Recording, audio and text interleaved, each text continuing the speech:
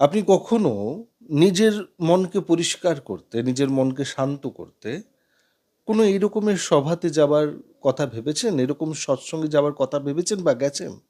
যেখানে আপনার ইচ্ছা হয়েছে যে একজন মাহাত্মা পুরুষের, যিনি আমাদের মনের বিভিন্ন যে লেয়ার্সগুলো আছে সেগুলোকে পরিষ্কার করে দিতে পারবেন, অন্তর্দৃষ্টি ফেলে দিতে পারবেন, তার কাছে গিয়ে একটু শুনি, একটু মনোযোগ দিই। আজকে ডিজিটাল মাধ্যমে তো এটা অনেক সহজ হয়ে গেছে। কিন্তু এখনও মানুষ চায় যে আমি ফিজিক্যালি যে জায়গাতে আমার যাওয়ার ইচ্ছে রয়েছে, প্রচুর জনের সমাগম, অনেক বড় সৎসঙ্গ চলছে। শিবরাত্রিতে, জন্মাষ্টমীতে বিভিন্ন সময় চলে। তো সেখানে গিয়ে আমি শুনি। আর চেষ্টা এটাও করি যে নিজের একদম কাছের মানুষকেও সঙ্গে নিয়ে যাই। এতক্ষণ তো সব ঠিক আছে। কিন্তু সেখানে যাওয়ার পর আমি বসে গেলাম এবং সৎসঙ্গ ১ ঘন্টা, ১.৫ ঘন্টা চলছে। 10 to 15 মিনিটস আমি শুধু বাহ্য আবরণ দেখলাম। কত লোক এসেছে, কত সুন্দর প্যান্ডেল, কত সুন্দর লাইট দেখে নিলাম। তারপরে ১ থেকে ২ মিনিট যেটা বলছেন সেটা ক্যাচ করার চেষ্টা করলাম। সব উপর দিয়ে যাচ্ছে।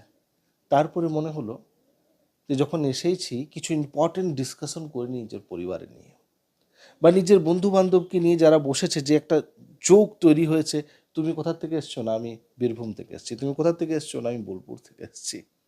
"আমি কলকাতা থেকে এসেছি।" দিয়ে একটা নিজের ফ্রেন্ড জোন তৈরি হয়ে গেল। সৎসঙ্গ চলছে, আপনার নিজের একটা সৎসঙ্গ চলছে। তো আপনি দেখবেন যে আমি যে কারণের জন্য সেখানে গেলাম সেরকমের কিছু অর্জন করতে পারলাম না। একটা এক্সপোজার নিয়ে এলাম শুধু।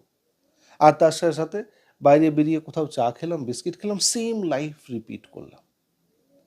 তো যদি আমি সৎসঙ্গে গিয়েও সেই সব মানুষের সাথেই আলোচনা করি যাদের সাথে প্রত্যেক দিন করছি, তাহলে আমার আধ্যাত্মিক বিকাশ হবে না।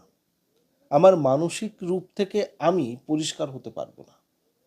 আমি যেখানে যাব সেরকম যদি না হতে পারলাম, তাহলে কোনো লাভ নেই।